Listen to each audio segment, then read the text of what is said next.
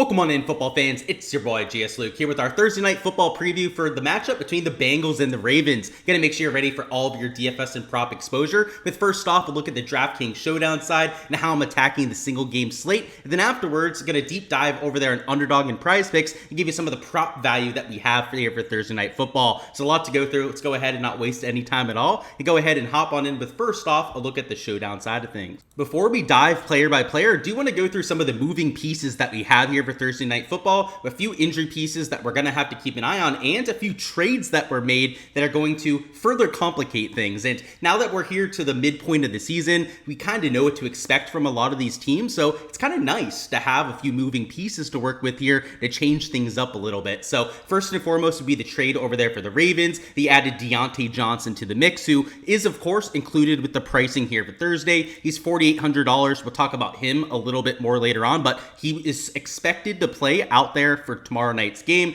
and probably going to play a little bit more than he did out there for last week. And he also had a $2,800 Khalil Herbert added to the Cincy side. So if you haven't seen, Zach Moss is going to be out for quite some time. Chase Brown was expected to be the bell cow back before they went out there and added Herbert to the mix. And he's only been with the team for a few days at this point, so it's safe to say that he's likely going to be limited out there for Thursday. But Joe Burrow said that he's comfortable trying to tell him what to do when he's next to him out there in the shotgun. So I would expect to see him out there for at least a little bit. So when we get to the player by player analysis, I'll add on top of that, but those are the two main trades that we've had heading into this week. In terms of injuries, you've got Lamar as questionable, but the reports are that he's going to play Thursday, so I wouldn't worry about that. The ones that are a little bit more iffy would be a T. Higgins, who did not practice on Tuesday. Still no word from the team on whether he's practiced on Wednesday, so probably something you guys want to check in on yourself. And then Isaiah Likely, the same thing. He also didn't practice out there on Tuesday, so if there was anyone that was going to get rolled out by the time we get to Thursday, it's either a Likely or a Higgins. And of course, if Higgins was out, that would open up some wide receiver usage out there for the Bengals. Some of these cheaper guys like a Yoshi Vosh,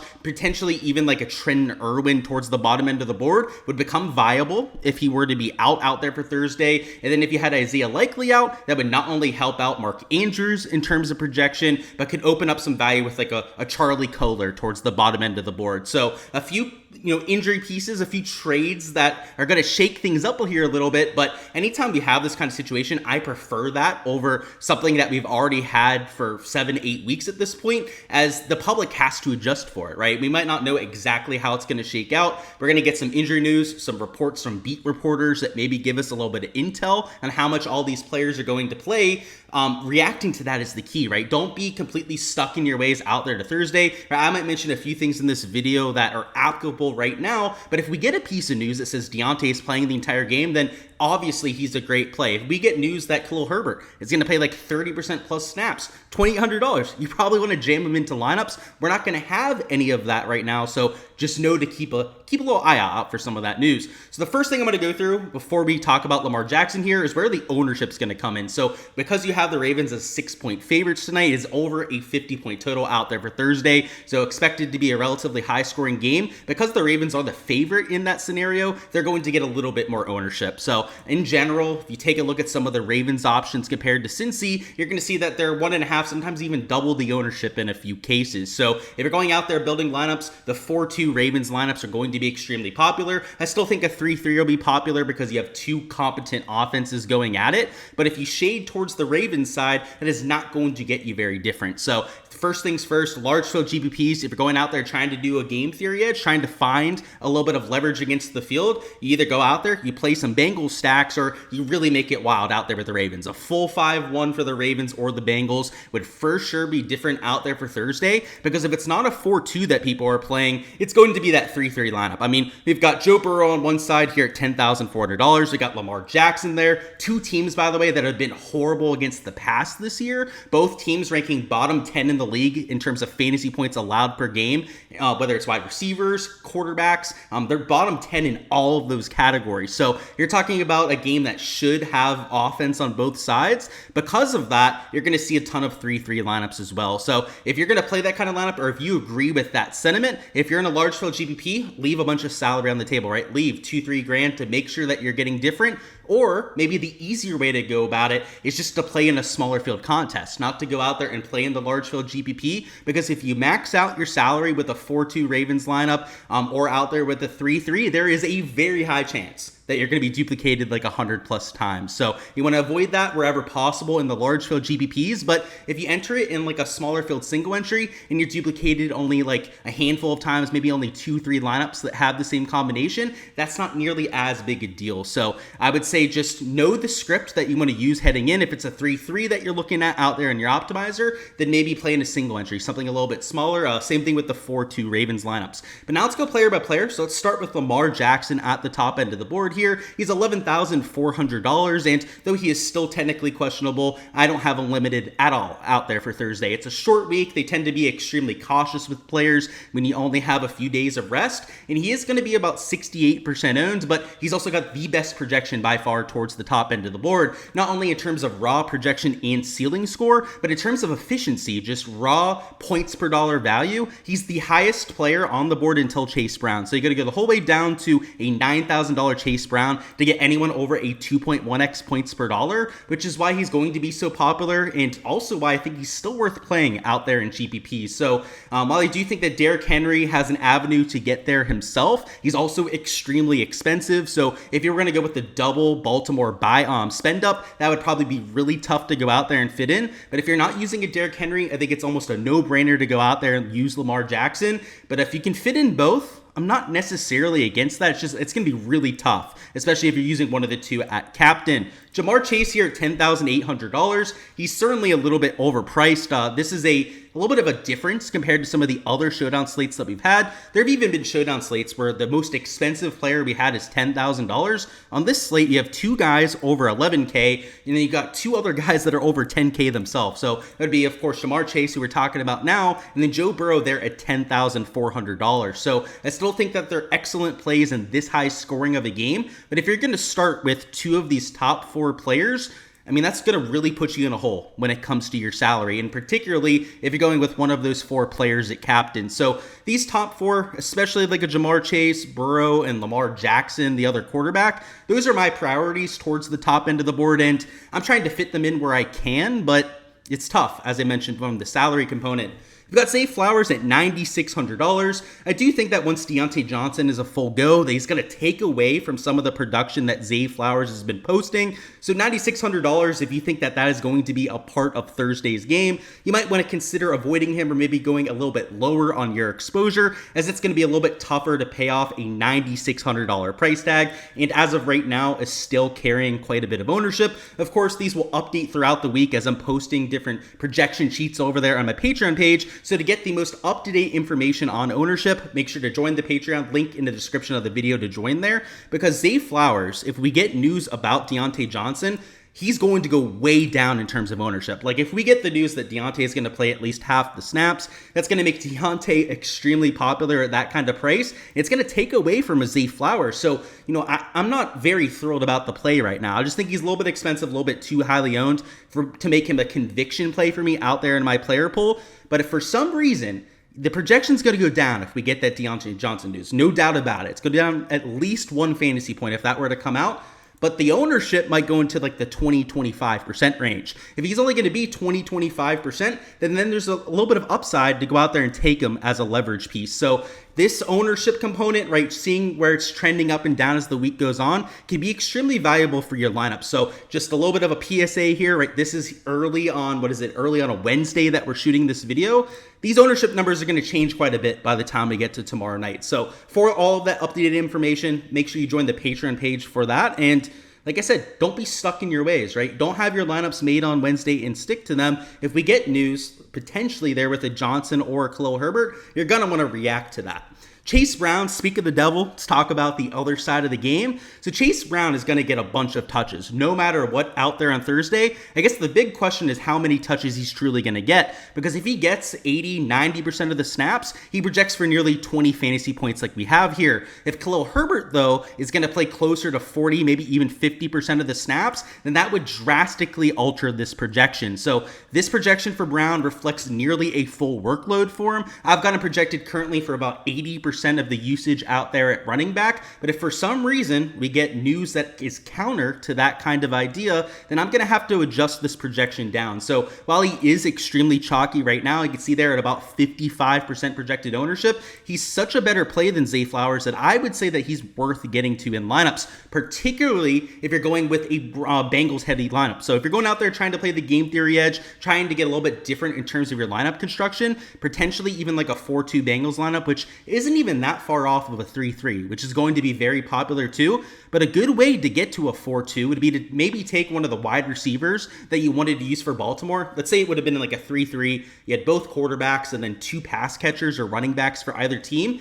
The way that you change this up, right, is you take one of the pass catchers from Baltimore and then you put in Chase Brown if you can. So let's say that for some reason you had Zay Flowers in that lineup. You save the $600, you go down to Chase Brown, and maybe you upgrade your captain a little bit at one of your other spots. So I would say that that kind of lineup composition is going to get you slightly different to the field, and it's not like it's hurting you in terms of projection, right? If anything, I would say that Chase Brown is a higher projecting player than a Zay Flowers, and that combination, because of the script, is going to be lower owned. And that's despite the total ownership of that lineup, by the way, would be higher with a Chase Brown, but you would actually have a lower chance of being duplicated, most likely, because of the fact that not as many people are playing 4-2 Bengals lineup. So it's not always about the combined ownership in your lineup. A lot of times it also comes down to the actual composition, right? Because a 5-1 lineup could have a bunch of chalk in it, like a 5-1's Bengals lineup. Maybe not a bunch of chalk because the Bengals aren't all that chalky, I guess, but maybe like a Ravens 5-1 would be a better example. You got a lot of chalk over there in the Ravens, but if you play a 5-1 lineup, you're going to have a much lower chance of duplicating yourself because people aren't comfortable getting to that kind of lineup. So just know that product ownership, total ownership, whatever you're using to get a gauge on how chalky your lineup is, can be a little bit misleading at times, especially when you're one of those real outsider scripts like you have with a 5-1 in either way. T. Higgins, I have projected out as of right now. So yeah, the no practice we talked about a little bit before. We'll have to see if T. Higgins actually ends up playing. As of right now, I would expect him to be a little bit iffy in terms of his status, but $8,800, if he ends up playing, he would be a solid value at that price. A solid $2,000 less than Jamar Chase makes a massive difference, and the raw projection for Chase would probably be around like 18, maybe 19 fantasy points if Higgins was playing. Higgins is going to be in that like 15.5 to 16 range. So, there is a difference. You're getting a better play if you can get to Jamar Chase, but $2,000, I think, worth more than that change in projection, particularly because Higgins has that big play upside. We've seen him have a lot of nuclear games out there with Joe Burrow. Mike Gesicki, his projection would go down quite significantly if we had T. Higgins rolled in. He's also a little bit too expensive for my liking. So in chalky, he's nearly 30% owned. So yeah, Gesicki's had a good last few weeks, but he's touchdown dependent and not getting a ton of targets, particularly if Higgins plays. So maybe not my favorite option out there for tomorrow. We've got Rashad Bateman here at $5,800. If Deontay Johnson's going to play more this week than last, then Bateman's going to be the one that sees a downtick in terms of usage. So I think at $5,800, he's a little bit too expensive for my liking, but is coming in at next to no ownership. So if you're looking to get a little bit different with your lineup, you could potentially look to a Rashad Bateman. These kickers are always okay plays out here for Showdown, but when we have a high total game like this that's over 50 implied points, I really don't like getting to kickers. So I might have a little dabble of each out there in my player pool, but I'll probably be at most matching the field on Tucker or McPherson and likely going under the field on either option. Justice Hill, if you're going to go with a Bengals heavy lineup, he would be by far the best running back to take for the Ravens as a buyback.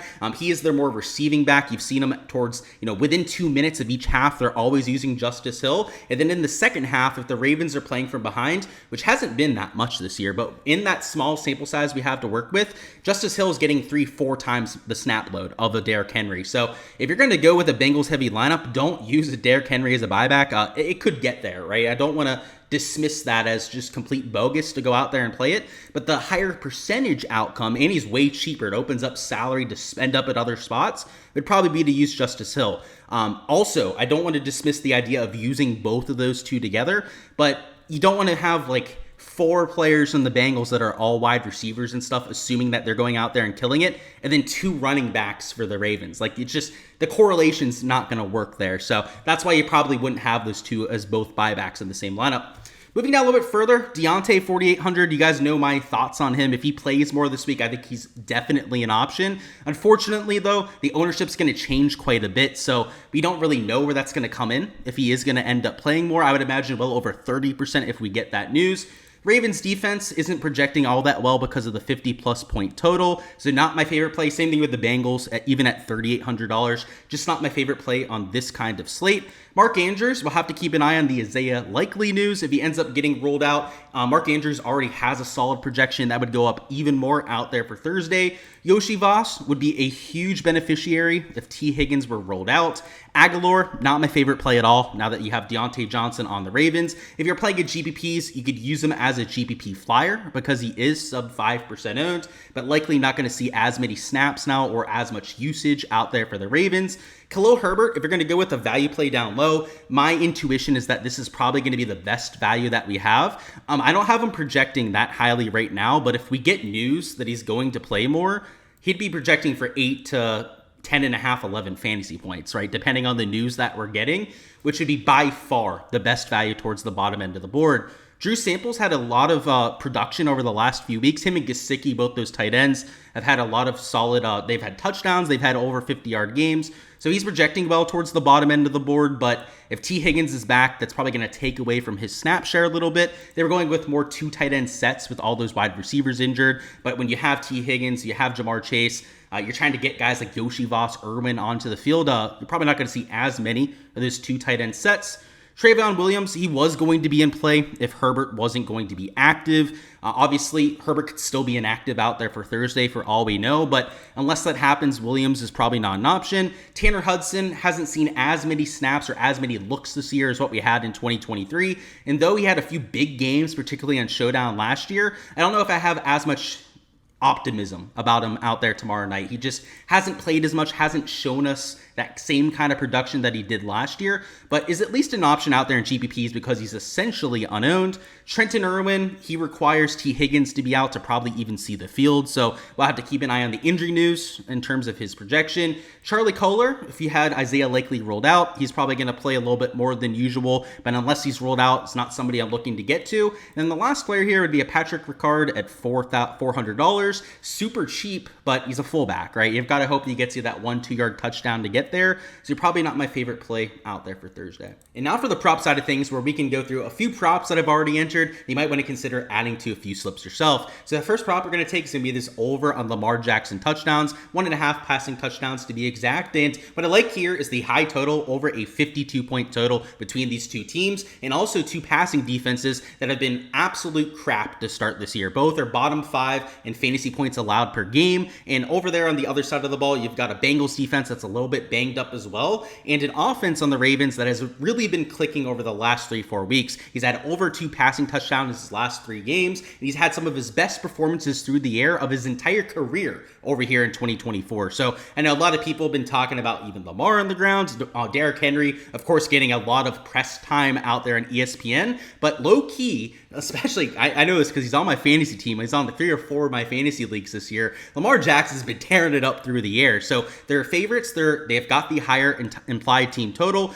Joe Burrow on the other side of the ball. You've also got a weak Ravens secondary against the pass. So the same kind of matchup. He's like minus 170 for his over. So I know Lamar Jackson doesn't have that same kind of value, but we're getting him for a 50-50 prop. If you wanted to take the over on Joe Burrow, he's like a 0.8x multiplier out there on either site. I don't think that's a terrible play, just not my kind of payout that I like playing personally. This Lamar Jackson prop, even though it is only like minus 120 right now, it would not surprise me if this drifted a little bit more out there towards tomorrow. So, maybe tomorrow it's like minus 125, minus 130. If that ends up being the case, the payout's going to shift on both sides, right? It'll be a slight goblin over there on Prize Picks. They might put like a 0.9x multiplier over here on Underdog. Obviously, I don't know the future. I don't have a crystal ball or anything like that. But in these high total games with the soft defense, you'd have to imagine that a lot of other people are probably going to play this prop as well. So I don't think I'll be the only one taking this over on Lamar Jackson. And whether you're taking it on Underdog or Prize Picks, he's available at the same line. So after we talk through the second prop, I'll talk about where I would actually want to enter this slip if I took it myself. I already have. I took it on Underdog. I guess I'll just say that, but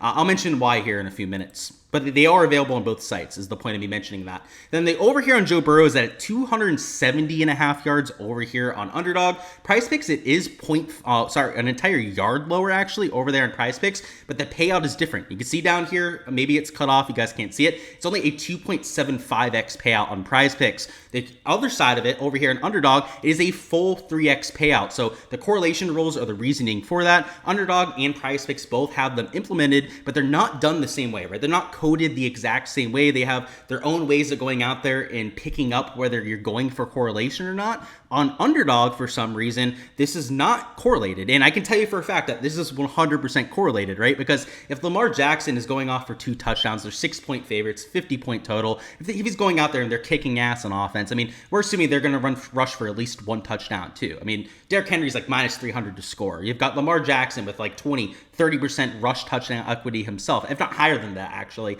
out there for his rushing touchdown equity. You've got all these touchdowns coming in. If Lamar Jackson's going to go over his 1.5 passing touchdowns, Joe Burrow's likely playing from behind, as the script would indicate, and they're going to be passing the ball a whole ton. So I actually got this prop at 268.5, so it ended up bumping up 2 yards. But just like this Lamar Jackson prop, it would not surprise me for this just to continue bumping up, as I've already checked the weather. Weather looks solid out there for Thursday. Not a lot of rain in the forecast or anything like that.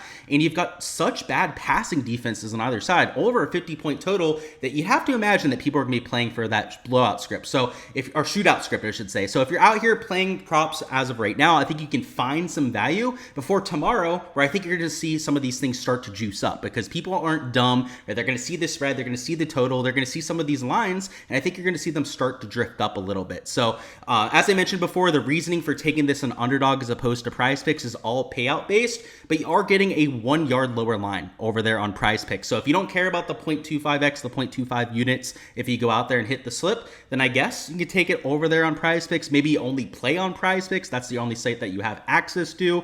By all means, right? Do your own thing. But what I ended up going with myself was the 268.5 over here on Underdog, and I paired it up there with Lamar Jackson. So, of course, just like the DFS sheets that you see before, I post all of the pieces of prop exposure that I'm getting to as soon as I enter them over there on my Patreon page. So make sure to join over there if you want access to all of the slips that I'm taking. And not only am I giving you guys all the exposure that I'm getting to, but I also try to teach you the process a little bit along the way, try and make you a better of the NFL, show you what I'm looking for in terms of value in players. And not only are you getting all the insight, all the bets I'm getting to, but you're getting it before any line movement. So that's one huge piece of these pieces of content. Oftentimes the free pieces of the content end up moving the odds. So if you want to get access to everything before that potentially happens, like 2 yard difference on the Joe Burrow prop, right? Might not matter, but it might matter, right? Out there for Thursday. I don't want to dismiss that. It's happened a few times before with these videos, right? Make sure you get the lines before they move over there on the Patreon page. But that's all I've got out here for Thursday Night Football. Best of luck out there with your slips. That's all for the Thursday Night Football preview. Hopefully you guys feel a little bit more prepared for your lineups tomorrow night and are ready to get after it for all of the action.